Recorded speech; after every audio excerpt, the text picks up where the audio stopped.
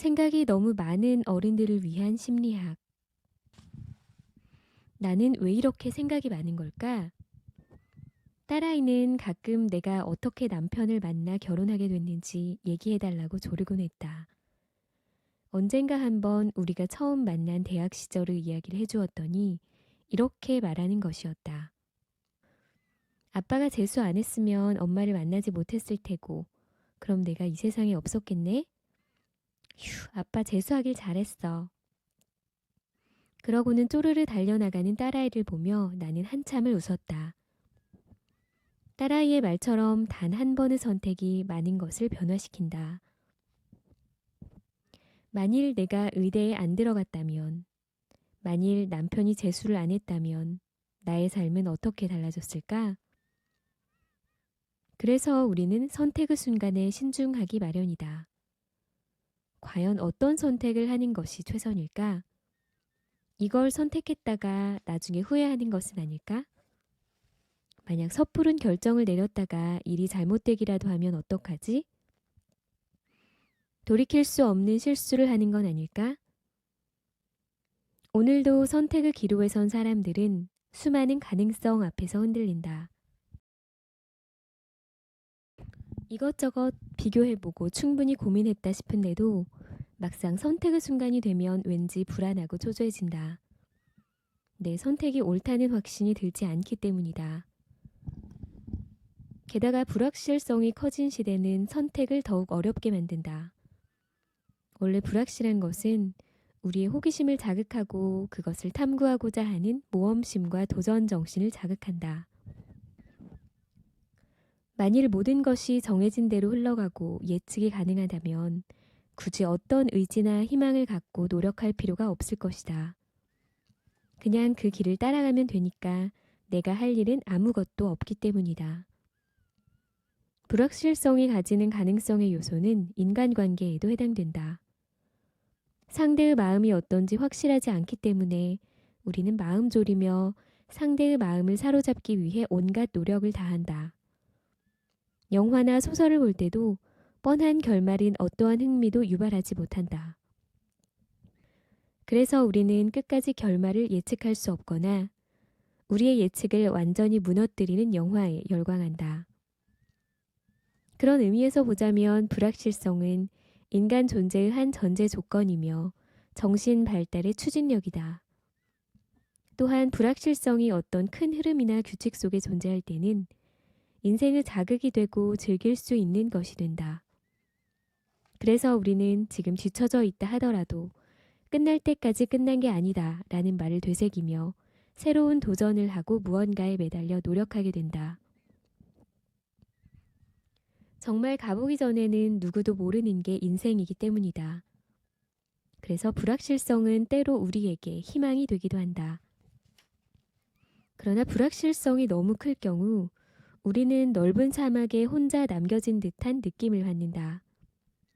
그러면 불안지수가 높아지면서 다가올지도 모르는 위험에 대비해 자기 방어적이고 공격적으로 되기 쉽다.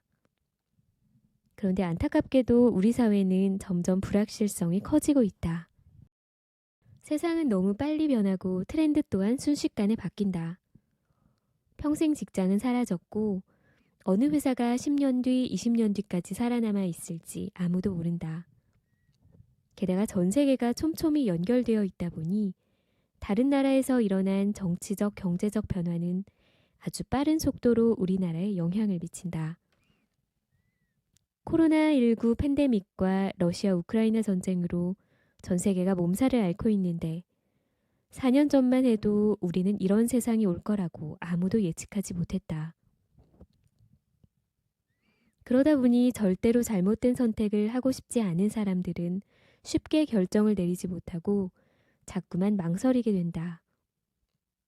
주식을 사는 게 맞을지 파는 게 맞을지, 이제라도 부동산 공부를 하는 게 맞을지, 지금 회사를 관두고 창업하는 게 맞을지, 아니면 더 늦기 전에 이직하는 게 맞을지, 결혼은 언제 하는 게 좋을지 등등 인생의 중대한 결정을 앞두고 고민은 더욱 깊어진다. 하지만 24시간 그 고민만 하고 있을 수는 없다. 왜냐하면 그 고민 외에도 지금 당장 결정하고 선택해야 할 일들이 첩첩이 쌓여 있기 때문이다. 프로젝트 추진 일정이 꼬였는데 이건 누구와 상의하는 게 좋을지, 친구와 싸웠는데 어떻게 풀어가야 좋을지, 점심은 뭘 먹을지, 몸이 안 좋은데 저녁 약속을 취소해야 할지 등등 우리는 하루에도 수백 가지 선택을 하고 그 선택의 결과를 마주하게 된다. 그래서일까? 사람들은 종종 선택의 기로에서 피로감을 호소한다. 그럴 때 우리는 보통 좀 더 생각해보자 하며 결정을 뒤로 미루지만 그렇다고 뾰족한 수가 있는 것은 아니다. 내일까지 혹은 모레까지 이런저런 정보들을 취합해보고 결정하리라 마음먹지만 시간이 흐를수록 불안감만 커질 뿐이다.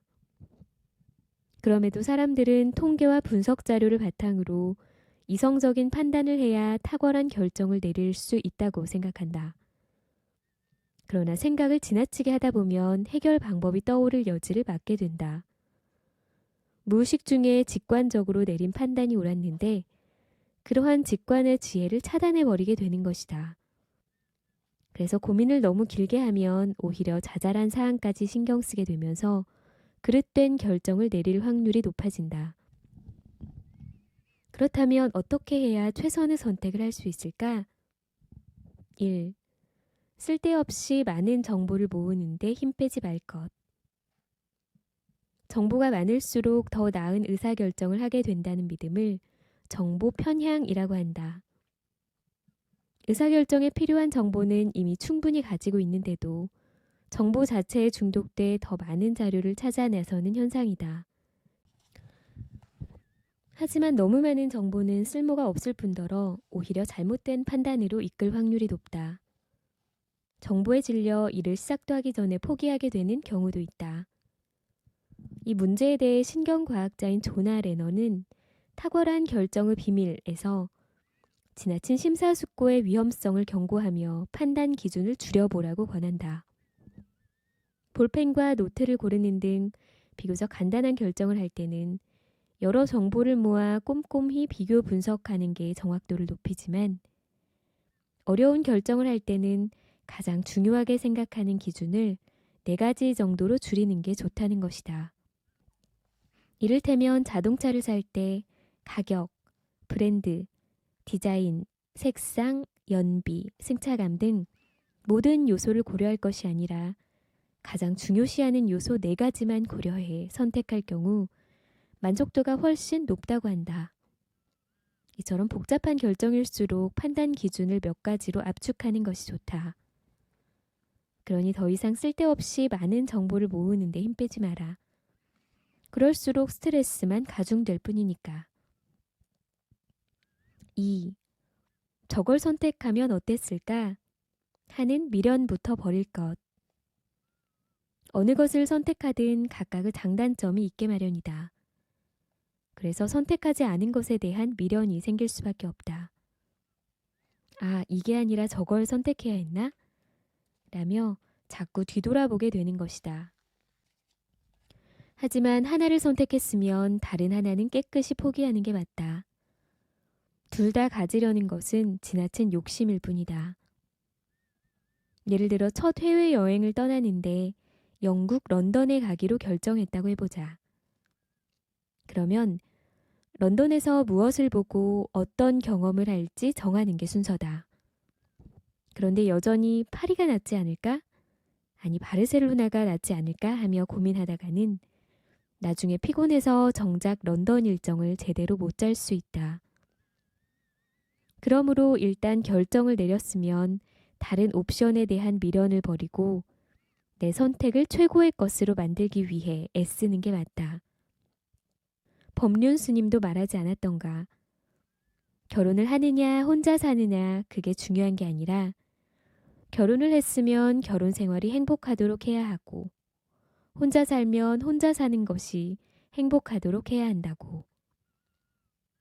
그리고 미련이나 후회 때문에 결정을 자주 번복할 경우 나 스스로를 믿지 못하게 되고 나에 대한 타인의 신뢰도 함께 흔들리게 된다는 사실을 명심할 필요가 있다.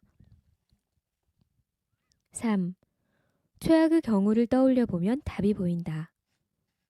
어느 날 텔레비전 채널을 돌리다 유키즈 온 더 블럭을 보게 되었는데 MC인 유재석이 게스트와 이야기를 나누다 자신의 의사결정 방법에 대해 얘기한 적이 있다. 그는 어려운 결정을 내려야 할 때 다음과 같은 생각을 해본다고 한다. 내가 만약 이 선택을 했을 때 최악의 상황은 뭐지? 그걸 내가 받아들일 수 있나? 그 두 가지 질문을 통해 그는 자신이 감당할 수 있겠다는 생각이 들면 그 길로 간다고 말했다. 나는 그 말을 들으며 고개를 끄덕일 수밖에 없었다. 왜냐하면 나 또한 그 질문들을 통해 선택한 적이 몇 번 있기 때문이다. 보통 사람들은 선택을 하면 장밋빛 미래부터 꿈꾼다. 이를테면 주식을 사면 100만 원을 벌면 그걸로 뭐 하지? 라는 생각부터 한다. 그래서 주가가 1%라도 떨어지면 그때부터 초조해서 어쩔 줄을 모른다. 창업하기로 마음먹었을 때도 마찬가지다. 자신이 생각한 아이디어가 대박이 나면 그걸로 뭘 하면 좋을지부터 상상하고 그동안 자신을 무시해온 친구들의 코를 납작하게 해주고 싶다는 생각부터 한다. 그래서 막상 사업을 시작했는데 장밋빛 미래가 펼쳐지기는커녕 뜻대로 잘 안 되면 남 탓, 세상 탓을 하며 주저앉아 버린다. 그런데 한 후배는 사람을 뽑을 때 그가 나에게 5천만 원 정도의 손해를 입혔을 때 그를 원망하지 않고 책임질 수 있을까? 라는 질문을 스스로에게 한다고 했다. 그러면 능력은 뛰어나지만 왠지 호감이 안 가는 사람과 능력은 조금 떨어지지만 태도가 굉장히 마음에 드는 사람 중 누구를 뽑을지가 선명해진단다. 그는 결국 태도가 좋은 사람을 뽑았고 덕분에 고생을 좀 하고 있지만 자신의 선택에 후회가 없다고 했다. 이처럼 미리 최악의 상황을 그려보면 내가 무엇을 중요하게 생각하는지, 무엇을 더 원하는지, 어떤 것들을 견딜 수 있고 어떤 것들을 못 견디는지를 분명히 알게 되어 후회 없는 선택을 할 수 있게 된다. 그러면 그 어떤 어려움이 닥쳐와도 쉽게 절망하지 않으며 설사 일이 잘못되더라도 후회하거나 누군가를 원망하기보다 어려움을 어떻게 타개해 나갈지에만 집중하게 된다. 이미 감당하기로 마음먹었기 때문이다. 그러므로 중요한 선택일수록 최악의 상황을 그려보면 후회 없는 결정을 할 수 있다. 만약 잘 모르는 분야에 도전할 경우에는 어떤 것이 최악의 상황일지 짐작이 안 갈 수 있다. 그럴 때는 그 분야에서 성공한 사람들의 이야기에 귀를 기울여 보라. 그 안에 분명 힌트가 있으니까 말이다. 4. 아무것도 하지 않으면 1년 뒤 반드시 후회하게 된다. 남자친구도 없는 여자가 어디서 결혼할지를 고민한다고 해보자. 그러면 아마도 당신은 그녀에게 제발 남자친구나 만들고 그런 고민을 해 라고 할 것이다. 그런데 의외로 수많은 사람들이 미리 앞서 고민을 한다. 로또를 사지도 않았으면서 당첨금으로 무얼 할지 고민하고 대학원에 원서도 내지 않았으면서 직장과 대학원을 병행할 수 있을까 고민한다. 그런 고민은 로또를 산 뒤에 해도 늦지 않고 대학원에 붙은 다음에 해도 늦지 않다. 즉, 뭐라도 시작해야 그 다음으로 나아갈 수 있다. 그런데 이상하게도 사람들은 그처럼 미리 앞서 걱정하고 불안해하다 결국 아무것도 하지 못한다. 시작을 위한 첫걸음을 떼지 못하는 것이다. 물론 그들은 말한다. 준비를 철저하게 하고 싶다고, 완벽한 준비가 되면 시작하고 싶다고. 하지만 막상 무엇이든 시작을 하고 나면 준비 단계에서는 전혀 상상도 못한 변수들이 나타나게 마련이다. 41살에 국립정신병원을 그만두고 개인 병원을 개업했을 때의 일이다. 당시 나는 나름 잘 나가는 의사였기에 병원을 열면 환자들이 끝없이 몰려들 거라고 생각했다. 그런데 웬걸, 환자가 아예 없는 날들이 이어지는 게 아닌가. 0명, 0명, 1명, 0명. 그런 날들이 3개월이나 지속되었다. 나는 그제야 그 많은 환자들이 나를 찾아온 게 아니라 국립정신건강센터라는 큰 조직을 보고 왔다는 걸 깨닫게 되었다. 그래서 부랴부랴 주위 사람들에게 부탁도 하고 홍보 전단지를 만들어 뿌리며 병원 홍보를 하기 시작했다. 환자들이 한두 명씩 찾아오면서 정상적으로 병원이 운영되기 시작한 건 개업하고 나서 6개월 뒤였다. 나는 국립정신건강센터를 그만둘 때만 해도 환자가 안 올 수 있다는 생각을 미처 하지 못했다. 돌이켜보면 당연히 체크해야 했던 부분인데 나의 실력을 과신한 탓에 그런 문제가 생기리라고는 전혀 예상치 못했다. 만약 조그만 커피숍을 차렸는데 몇 개월 뒤 바로 앞 건물에 대형 커피숍이 들어오면 어떻게 해야 할까? 결혼하기로 했는데 코로나19처럼 대형 악재가 터져 결혼을 미뤄야 한다면 어떻게 해야 할까? 아무리 완벽한 준비를 한다 해도 막상 실행하다 보면 예측하지 못한 변수들에 의해 계획은 수정되게 마련이다. 하지만 그렇다고 내가 국립정신건강센터를 그만둔 것을 후회해 본 적은 없다. 처음 6개월은 두렵기도 했지만 어쨌든 결과적으로 환자들을 돌보는 데 집중하고 싶다는 나의 바램은 이루어졌기 때문이다.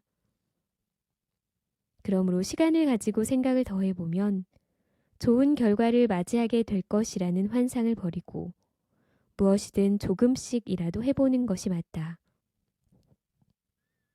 당신이 잘못된 선택을 할까봐 두려워 결정을 미루는 사이 누군가는 용기를 내어 무언가를 시작한다.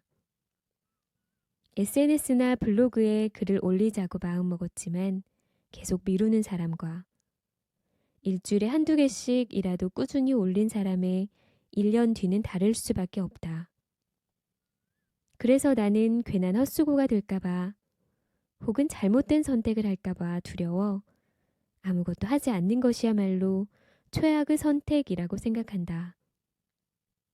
왜냐하면 아무것도 안 한 사람은 그 어떤 발전이나 성장을 이루지 못할 뿐더러 결국 도태될 수밖에 없기 때문이다. 인간관계가 너무 피곤하다는 사람들의 특징. 미국의 심리학자인 윌리엄 제임스는 심리학의 원리에서 다음과 같이 말했다. 사회에서 밀려나 모든 구성원으로부터 완전한 무시를 당하는 것보다 더 잔인한 벌은 생각해낼 수 없을 것이다. 방 안에 들어가도 아무도 고개를 돌리지 않고 말을 해도 대꾸도 안 하고 무슨 짓을 해도 신경도 쓰지 않고 만나는 모든 사람이 죽은 사람 취급을 하거나 존재하지 않는 물건을 상대하듯 한다면 오래지 않아 울화나 무력한 절망감을 견디지 못해 차라리 잔인한 고문을 당하는 쪽이 낫다는 생각이 들 것이다. 다른 사람에게 무시를 당하고 싶어하는 사람은 없다. 누가 나를 향해 얼굴을 찡그리면 상심하게 되고 못났다고 하면 정말 내가 못난 것처럼 느껴진다. 버림받고 소외되는 것에 대한 불안이 엄습해 오기 때문이다. 반면 누가 나를 칭찬하면 기분이 좋고 누가 나를 기억해 주면 갑자기 인생이 살만한 것이 되기도 한다. 누가 나를 무시하든 조롱하든 그에 상처받지 않으면 얼마나 좋을까? 하지만 인간이라면 누구나 타인의 시선으로부터 자유롭지 못하다.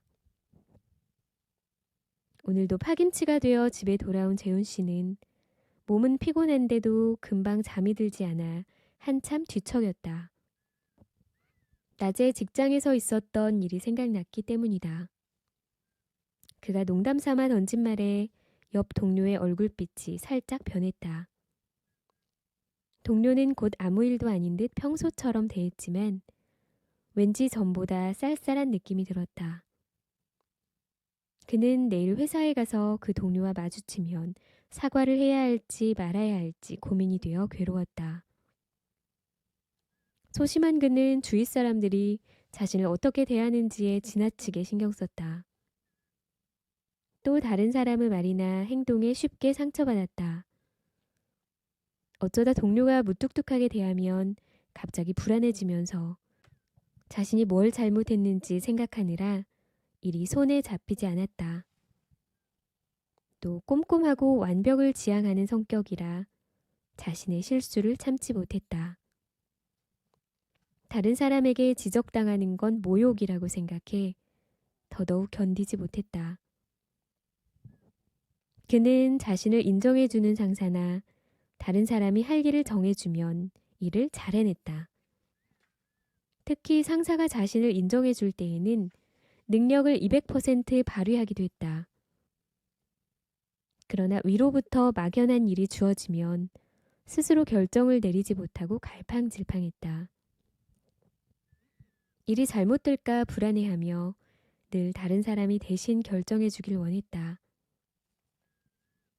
그렇다고 아랫사람에게 일을 시키지도 못했다. 이런 문제로 그는 한 직장에 오래 있지 못했다. 그래서 이제껏 1년 넘게 다닌 회사가 없었다. 그는 치료를 받는 과정에서 이렇게 말했다. 누구나 다른 사람들한테 인정받고 싶어 하지 않나요? 맞다. 누구나 다른 사람에게 인정받고 싶은 욕구를 가지고 있다. 인간은 타인에게 인정받으면서 자신의 존재의 가치를 확인하고자 한다. 그래서 심리학자 에이브러험 매슬로는 인간의 기본적 욕구 중 인정받고자 하는 욕구를 가장 높은 단계의 욕구라고 말하기도 했다. 하지만 인정 욕구를 충족시키기 위해 하는 행동은 사람마다 다르다. 그리고 늘 그렇듯 잘하고자 하는 노력도 인정받고 싶은 마음도 과하면 독이 된다. 지민스는 사람들과 함께 있으면 그들의 사소한 반응까지 모두 신경 쓰느라 쉬이 피곤해지곤 했다. 혹시나 다른 사람들이 자신을 귀찮아하거나 싫어하면 어떡하나 늘 긴장 상태에 있기 때문이다. 친구나 회사 동료들과 모임이라도 한 날이면 집에 와서 내가 이 말을 할 때 그 사람이 웃었는데 내가 바보 같아 보여서 그랬나? 그 사람 표정이 안 좋던데 내가 뭐 실수했나?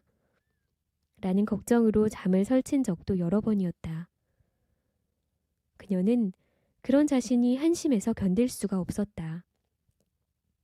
항상 당당한 다른 사람들과 달리 사람들의 눈치를 살피며 전전긍긍하는 자신이 부끄러웠다. 지민 씨의 문제는 관계사고가 심하다는 데 있다. 관계사고란 사람들이 자신을 따돌리고는 뒤에서 쑥덕거리며 욕을 한다고 생각하는 것을 말한다. 그래서 그녀는 회사 복도에서 몇 사람이 이야기를 하다가 갑자기 웃음을 터뜨리면 혹시 저 사람들 나보고 웃는 건가? 싶어 기분이 확 상하곤 했다. 옷에 뭐가 묻었나 싶어 유리에 자신을 비춰본 적도 있었다. 이때 관계사고는 열등감과 관련이 있다. 스스로 부족하고 모자란다고 생각하기 때문에 상대방도 분명 자신을 못났다고 생각할 거라 짐작하는 것이다.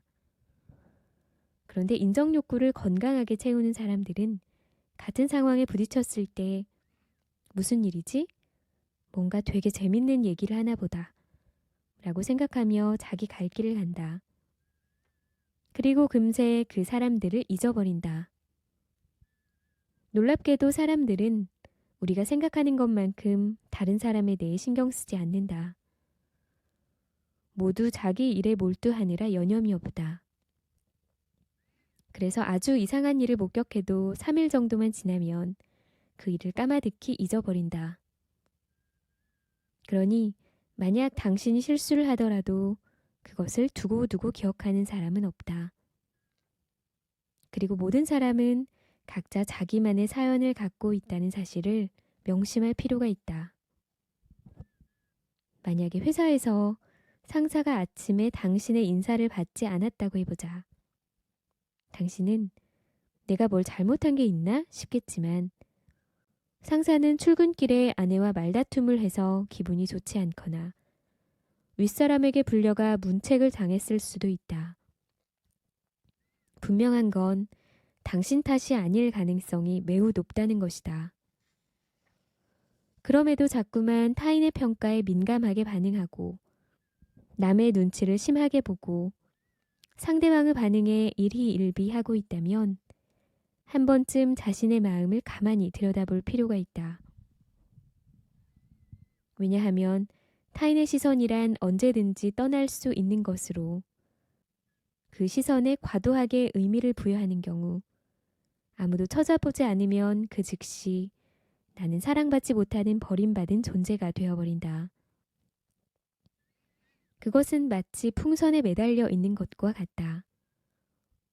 타인의 환호와 감탄이 풍선을 채우고 있을 때는 하늘 높이 날 수 있지만 타인의 시선이 사라지게 되면 풍선에서 바람이 빠져 땅으로 추락하고 만다.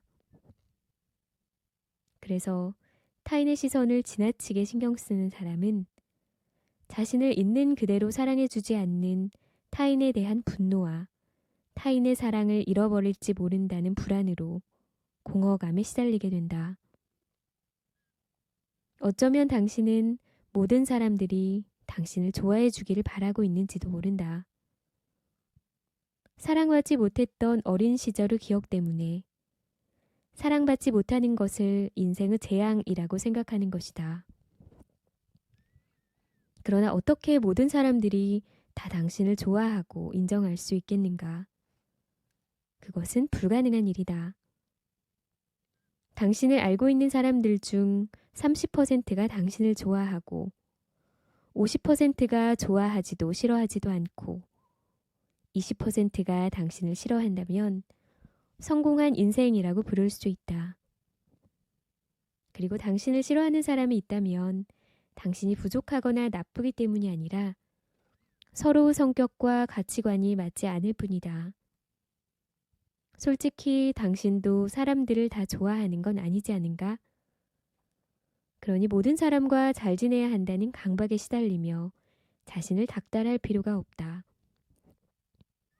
싫어하는 사람과 잘 지내려 너무 애쓸 필요가 없다는 말이다.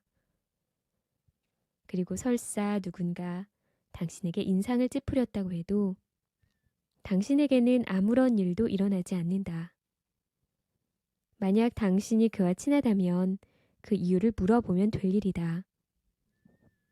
그러나 이래도 저래도 상관없는 사람이라면 그냥 신경을 꺼버리고 그 에너지를 당신이 소중하게 생각하는 사람들에게 써보라. 친구에게 오랜만에 안부 전화를 하면 그가 기뻐할 테고 그 기쁨이 당신을 흐뭇하게 만들 것이다. 부모님한테는 잔소리를 들을 수 있겠지만 그 잔소리가 어쩌면 당신에게 깊은 위안을 줄 수도 있을 것이다. 그렇게 모든 사람에게 인정받고 사랑받고 싶다는 마음을 버리고 나면 비로소 알게 될 것이다. 인생의 진정한 행복은 당신이 사랑하는 사람으로부터 사랑받을 때 온다는 것을 말이다. 걱정의 90%를 없애는 가장 단순한 방법. 생각이 많은 사람들은 대부분 걱정이 많다. 생각을 오래 하게 되면 그것이 부정적인 방향으로 흐를 가능성이 커지는데 그 대표적인 증상이 바로 걱정이 많아지는 것이다. 만약 그 일이 일어나면 어떡하지? 만약 잘못되면 어떡하지? 만약 내가 예상한 것과 다른 결과가 나오면 어떡하지? 등등 걱정을 하기 시작하면 머릿속이 걱정으로 가득 차게 되는 건 순식간이다. 그러면 아무것도 하지 않은 채 시간은 흘러가고 에너지 소모로 피로감만 커질 뿐이다.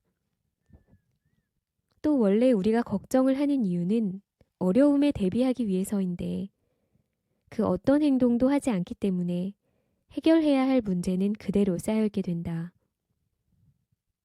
이처럼 걱정이 많은 이들에게 잘 될 거야, 별일 아닐 거야, 괜찮을 거야 라는 말은 전혀 위로가 되지 않는다.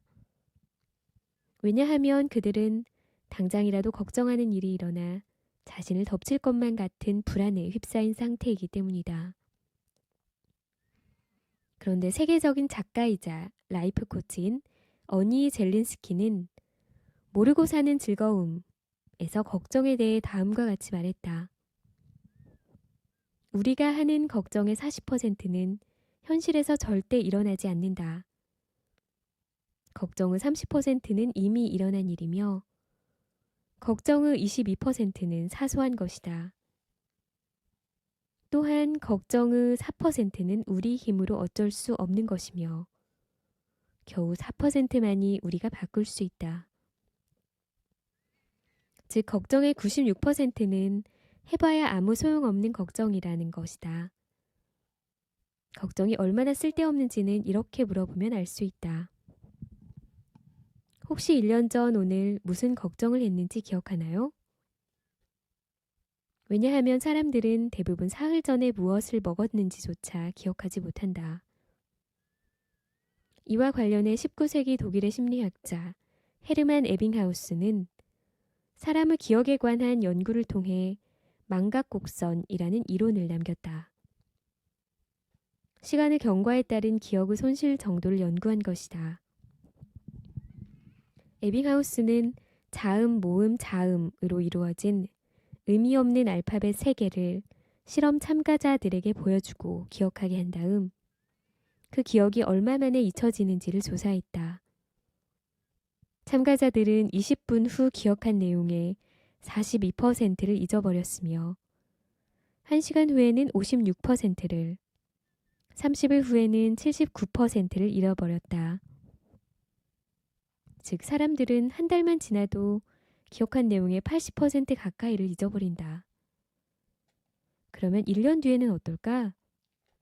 어쩌면 대부분은 어떤 실험을 했는데 라고만 기억할지 모른다. 사람은 그만큼 쉽게 잊어버리는 망각의 동물이다. 그러므로 지금은 심각하게 걱정하고 있더라도 1년 뒤에 돌이켜보면 무슨 고민을 했는지조차 잊어버릴 수 있다. 그렇다면 쓸데없는 걱정으로 인생을 낭비하지 않기 위해서는 어떻게 해야 할까? 1. 통제 불가능한 것과 가능한 것부터 구분할 것. 쓸데없는 걱정인지 아니면 지금 해야 할 걱정인지 판단하기 어렵다면 내가 그것을 통제할 수 있는가? 라는 질문을 스스로에게 던져보라. 내가 그 문제에 대해 대처할 수 있는 게 없다면 그것은 아직 일어나지 않은 일이거나 내가 통제할 수 없는 문제일 가능성이 높다. 이를테면 가족들이 갑작스럽게 병에 걸리면 어쩌지? 라는 걱정은 지금 해봐야 아무 소용없다. 아직 일어나지 않은 일이기에 내가 할 수 있는 것이 없기 때문이다. 그러므로 그런 걱정은 지금 당장 과감히 쓰레기통에 버리는 게 맞다. 2. 불안은 당신이 허락하지 않는 한 당신을 결코 해치지 못한다. 누구나 살다 보면 불안을 느낄 때가 있다. 그리고 불안은 보통 어느 정도까지 점점 강해지다가 시간이 지나면 스스로 사그라지게 마련이다. 불안을 느낀다고 해서 걱정하는 것처럼 무슨 큰 일이 생기지 않는다는 말이다. 그러므로 불안을 느낄 때 두려워할 필요가 없다. 그런데 다가오는 불안을 억지로 막으려 하면 불안은 눈덩이처럼 커져서 어느 순간 우리를 잠식해버린다. 별것 아닌 일에도 손을 덜덜 떨고 심장이 미친 듯이 뛰며 눈앞이 깜깜해지게 되는 것이다. 즉 불안을 두려워하면 아무것도 할 수 없게 된다. 만약 겁에 질려 도망쳐버리면 그 상황을 생각할 때마다 두려웠던 순간이 떠올라 다음번에는 그 상황으로 발을 들여놓기가 더 힘들어진다. 그러므로 불안을 극복하고 싶다면 불안을 회피하는 대신 불안과 마주할 수 있어야 한다. 이때 중요한 것은 아직 아무 일도 일어나지 않았다는 것이다. 이와 관련해 심리학자인 아들러는 불안은 회피하고 싶은 마음이 만들어낸 거짓 감정이라고 얘기했다. 즉 일이나 대인관계처럼 살아가는데 피할 수 없는 과제를 인생의 과제라고 봤을 때 그것을 감당하기 어려워 회피하고 싶은 마음이 바로 불안이라는 것이다. 그런데 알고 보면 인생의 과제라는 것도 우리가 주변과 세상에 인정받기 위해 스스로 만들어낸 것일 뿐이다. 숙제를 낸 것도 숙제를 하지 못할까봐 불안해하는 것도 우리 자신인 셈이다. 그러므로 불안한 마음이 드는 것을 너무 두려워 마라. 불안은 잠시 머물다 사라질 감정일 뿐이다. 즉, 불안은 당신이 허락하지 않는 한 결코 당신을 해치지 못한다. 그럼에도 불안을 마주할 용기가 나지 않는다면 불안이 찾아왔을 때 괜찮아, 아직 아무 일도 일어나지 않았어 라고 스스로를 다독이는 것도 좋은 방법이다. 3. 지금 당장 무엇인가를 할 것. 자기계발 분야의 선구자인 데일 카네기는 어느 순간 모든 인생 문제의 주 원인이 걱정임을 깨달았다고 한다. 왜냐하면 많은 사람이 쓸데없는 걱정을 하느라 소중한 인생을 낭비한다는 사실을 알게 되었고, 걱정 때문에 심지어 목숨을 잃은 사람들도 봤기 때문이다. 그래서 그는 걱정을 줄일 방법들과 노하우를 모아 데일 카네기 자기관리론을 펴내며 다음과 같이 말했다. 목표에 다가서지 못하고 계속 같은 자리에서 맴돌며 한 걸음도 나아가지 못한다면 누구나 신경쇠약에 걸리고 지옥 같은 삶을 살게 될 것입니다. 저는 명확하고 확고한 결정을 내리는 순간 걱정의 50%가 사라진다는 사실을 알게 되었습니다. 40%는 결정을 실천에 옮길 때 사라지더군요. 결국 저는 다음 4단계를 밟아 걱정의 90%를 사라지게 만들 수 있었습니다. 1. 내가 걱정하는 문제를 정확하게 써본다. 2. 내가 무슨 일을 할 수 있는지 써본다. 3. 무엇을 할지 결정한다. 4. 결정한 대로 즉시 실행한다. 그러므로 걱정을 끊어내고 싶다면 지금 당장 그 문제에 어떻게 대처할지 결정하고 그것을 실행에 옮겨보라. 중요한 것은 무엇인가를 하는 데 있다. 그러면 문제 해결에 집중하게 되기 때문에 어느 순간 걱정이 사라지게 된다. 아마존 창립자 제프 베조스도 뭔가 일이 터져서 난감한 상황이 되면 일단 전화부터 한다고 한다. 그럴 때 전화의 내용은 그다지 중요하지 않다. 그저 전화를 하고 있다는 사실 자체가 도망가지 않고 문제를 수습하기 위해 무언가를 하고 있음을 의미하기 때문에 심리적인 안정감을 되찾을 수 있게 된다. 그것이 과연 효과적일지 의심된다면 지금 당장 해보면 될 일이다. 화를 다스리는 가장 좋은 방법 6가지. 고대 스토아 철학의 대가 세네카는 화에 대하여 분노야말로 가장 파괴적인 감정이며 분노만큼 인류의 희생을 초래한 역병은 결코 없다고 단언했다. 그는 더 나아가 분노를 순간의 광기라고 일갈하며 다음과 같이 말했다. 타인과의 싸움에서 그에게 고통을 가하고 그를 벌하면서 피를 보고야 말겠다는 비인간적인 욕구로 감정이 격해졌을 때 화는 그 상대방을 해할 수만 있으면 다른 그 무엇도 신경 쓰지 않는다. 화는 그 과정에서 스스로에게 겨누어진 비수의 칼끝을 향해 덤벼들며 안갚음하는 당사자인 자신마저 나락으로 떨어질지라도 철저한 복수를 갈망한다.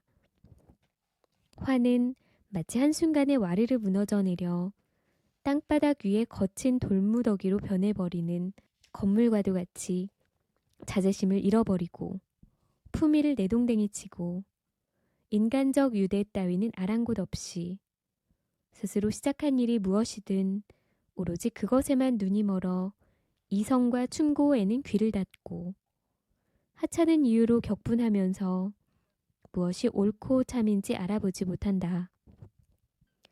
그래서 세네카는 살면서 분노를 다스리는 법을 배우는 것이 굉장히 중요하다고 강조했다. 다행히 대부분의 사람들은 화를 참지 못해 상대방뿐만 아니라 자신까지 파괴하는 최악의 결말을 원치 않기에 되도록 화를 내지 않으려 애쓴다. 이때 화가 나는 것과 화를 내는 것은 다른 문제다. 화가 나는 것은 지극히 자연스러운 일이며 어찌할 수 없는 감정이다. 그런데 그 화를 참을지 아니면 상대방에게 화를 낼지 그것은 전적으로 우리의 선택에 달려있다. 하지만 그 선택은 결코 쉽지 않다. 왜냐하면 어떤 사람은 화를 너무 억눌러서 문제가 생기고 또 어떤 사람은 화를 심하게 내서 문제를 만들기도 한다. 그래서 고대의 철학자 아리스토텔레스는 누구든지 화를 낼 수 있다. 그것은 쉬운 일이다. 그러나 올바른 대상에게 올바른 정도로, 올바른 시간에, 올바른 목적으로, 올바른 방식으로 화를 내는 것은 쉬운 일이 아니다. 라고 말하기도 했다. 1. 화가 날 때는 먼저 숫자부터 세어라. 화가 나면 그 감정을 인정하되 즉각적인 반응을 하지 않는 것이 중요하다. 화가 나 참을 수 없는 상태가 되면 흥분해서 이성을 잃어버리게 된다. 그러면 아무 말이나 내뱉게 되고 그러면 돌아서서 반드시 후회하게 마련이다. 왜냐하면 분노 표출은 상대방에게 가장 뼈아픈 상처를 주는 것을 목적으로 하기 때문이다. 그러니 화가 치밀어 오를 때는 일단 속으로 하나부터 10까지 세어보라. 숫자를 세는 동안 흥분을 조금이나마 가라앉히게 되고 끓어오르는 분노 때문에 잠시 잃어버렸던 이성도 되찾게 될 것이다. 그러면 나중에 후회하게 될 말이나 행동을 미연에 방지할 수 있다. 그럼에도 화가 나서 참을 수 없다면 미국의 제3대 대통령 토머스 제퍼슨의 말을 기억해둘 필요가 있다.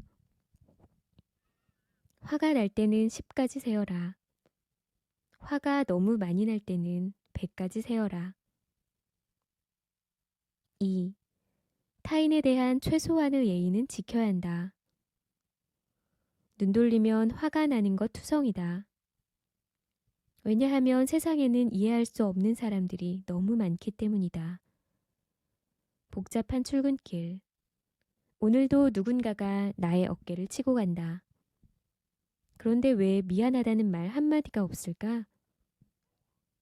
사람들 틈을 비집고 겨우 회사에 들어가서 커피를 내렸는데 팀장이 나 주려고 뽑은 거야? 잘 마실게. 하며 순식간에 커피를 가져가 버린다. 부글부글 끓어오르는 마음을 가라앉히고 일에 집중하려는데 오늘따라 시비를 거는 사람은 왜 이렇게 많은지. 후배들의 실적을 가로채기로 유명한 서과장. 주식하느라 잃은 뒷전인 김대리. 이번 달 매출 계획은 어떻게든 달성해야 한다고 팀원들을 들들 볶는 정팀장 사이에서 하루 종일 일하다 보면 파김치가 되어버린다. 신경 쓰고 내 할 일이나 하자 싶다가도 불쑥 화가 치밀어 오른다. 어쩜 사람들이 하나같이 이기적이고 뻔뻔할까? 왜 저러고 사는지 당초에 이해가 가지 않는다. 사람은 누구나 자기 기준을 가지고 말하고 행동하며 그것이 옳다고 생각한다. 그래서 한편으로는 타인을 이해하려고 노력하지만 다른 한편으로 내 기준과 너무 다를 때는 마음에 안 들어 화가 나는 게 사실이다. 그럴 때는 누구에게나 각자 자기만의 기준이 있음을 다시 한번 떠올릴 필요가 있다. 설령 내 마음에 들지 않는다 해도 상대방이 틀린 것은 아니다. 그저 나와 삶의 기준이 다를 뿐이다. 또 누구도 100% 올바른 기준을 가지고 살지는 않는다. 즉 언제든지 나도 틀릴 수 있다. 그러므로 아무리 이해가 안 된다 하더라도 내 기준을 다른 사람에게 일방적으로 강요하며 화를 내거나 그에게 모욕을 주어서는 안 된다. 그것이 타인에 대한 최소한의 예의다. 3. 당신이 화를 낸 이유는 사실 두렵기 때문이다. 사람들은 자신의 약한 부분을 숨기고 싶어 한다. 그래서 열등감이나 수치감을 느끼면 오히려 벌컥 화를 내므로써 그런 감정을 숨기려 하기도 한다. 이러한 현상은 특히 어릴 적 남자는 절대 울면 안 돼 라는 말을 들으며 자란 남자들에게서 많이 나타난다. 그들은 자신의 감정이 정확히 어떤 건지 모를 때가 많다. 크게 상처받았을 때도, 거절당할까봐 무서울 때도, 창피함을 느낄 때도 그저 뭔가가 잘못된 것 같은 두려움을 느낄 뿐이다. 그래서 두려움을 감추기 위해 불같이 화를 내며 남을 공격한다. 그러므로 화가 난다면 정말 화가 난 것인지 아니면 그 뒤에 다른 감정이 숨어 있는지부터 살펴야 한다. 화를 내는 것과 무엇인가가 두렵다고 말하는 것은 분명 다르니까 말이다. 4. 화가 났을 때는 어떠한 결심도 행동도 하지 마라. 몽골 제국을 이끈 칭기즈칸. 그는 어느 날 혼자 사냥에 나섰다. 그러다 목이 말라 시냇물을 찾아 헤맨 끝에 바위를 타고 흘러내리는 작은 물줄기를 찾아냈다. 그는 팔뚝 위에 앉아있던 사냥매를 내려놓고 잔을 꺼내 물을 받았다. 바위를 타고 흐르는 물줄기가 가늘다 보니 잔이 다 차기까지는 한참 걸렸다. 마침내 잔에 물이 가득 차자 그는 얼른 잔에 입을 댔다. 그 순간 사냥매가 잔을 낚아채어갔고 그 바람에 잔에 담긴 물이 모두 땅에 쏟아지고 말았다. 그는 화가 났지만 워낙 애지중지하는 사냥매였고 매도 목이 말라 그랬을 거라 추측하며 다시 물을 받기 시작했다. 그런데 잔이 반쯤 찼을 때쯤 또다시 매가 달려들어 잔을 낚아채가는 것이 아닌가. 목이 너무 말랐던 그는 화가 머리끝까지 나서 칼을 빼어 한 손에 들고 다른 한 손으로 다시 잔에 물을 받기 시작했다. 이윽고 잔에 물이 가득 차서 그가 입을 댄 순간 이번에도 역시 매가 달려들었다. 그는 더 이상 참지 못하고 매를 단칼에 베어버리고 말았다. 그런데 잠시 후 물이 흘러내리는 바위 위로 올라간 그는 놀라운 광경을 보게 되었다. 독성이 강한 독사가 죽어 물구덩이에 빠져 있었던 것이다. 만약 그가 그 물을 마셨더라면 죽음을 면치 못했을 것이었다. 그는 죽은 사냥매를 품에 안은 채 막사로 돌아와 이렇게 말했다. 오늘 나는 큰 교훈을 얻었다. 화가 났을 때는 아무것도 결정하지 말아야 한다. 그리고 화가 났을 때는 성급히 아무 일도 하지 말아야 한다. 이는 파울로 코엘료의 흐르는 강물처럼에 나오는 이야기다. 사냥매는 주인을 살리기 위해 물잔을 낚아챘지만 그 사실을 몰랐던 칭기즈칸은 화가 나서 매를 죽이고 말았다. 이렇듯 어떤 일이 벌어졌을 때 피치 못할 사정이나 그럴 만한 이유가 있을 수 있다. 하지만 화는 이성을 마비시켜 판단력을 사라지게 만든다. 그래서 어떤 사람들은 홧김에 이혼을 하고 홧김에 살인을 저지르기도 한다. 그러므로 화가 났을 때는 어떠한 결심도 행동도 하지 마라. 아무리 화가 나더라도 상대방에게 혹시나 피치 못할 사정이 있었던 것은 아닌지 확인해 보는 것이 먼저다. 그리고 중요한 결정은 화가 가라앉고 이성을 회복한 후에 해도 늦지 않다. 철학자 발타자르 그라시안도 누누이 당부한 바 있다. 화가 났을 때는 아무 일도 하지 말라고. 하는 일마다 잘못될 것이라고. 화내는 것을 내일로 미루어 보라. 체코에는 내일로 미뤄야 할 유일한 것은 분노다 라는 속담이 있다. 세네카도 화에 대한 최고의 대책은 바로 화를 늦추는 것이라며 다음과 같이 말했다. 화는 오래 버티는 단단함이 없으며 단지 화르르 타오르는 처음의 격렬함에 편승할 뿐이다. 그것은 마치 해풍이나 강과 습지를 넘어온 바람처럼 처음에는 거세지만 그 수명이 짧다. 따라서 잠시 기다리는 동안 처음에 끓어오르던 기세는 누그러지고 마음을 뒤엎었던 어둠이 점차 거치면서 화는 누그러진다. 그러니 정말 머리끝까지 화가 날 때는 차라리 입을 다물어 버려라. 무엇이 잘못되었는지는 서로의 화가 가라앉은 후에 차근차근 따져보면 될 일이다.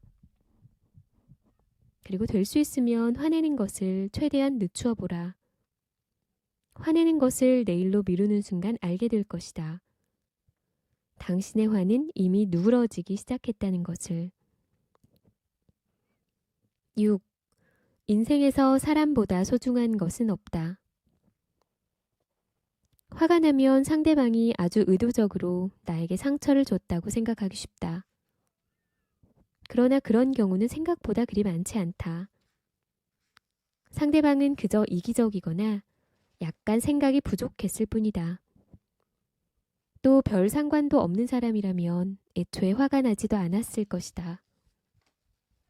화가 난다는 것은 상대방이 어느 정도 당신에게 소중한 사람이라는 뜻이다.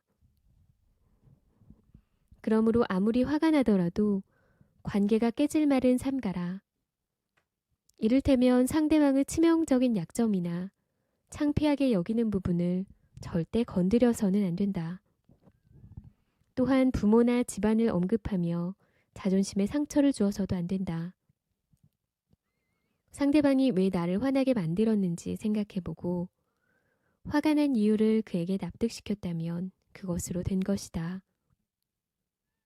그러니 아무리 화가 나도 인생에서 사람보다 소중한 것은 없다는 사실을 잊지 마라. 마지막으로 세네카의 말을 전한다. 매사에 시시콜콜 파고들지 말라.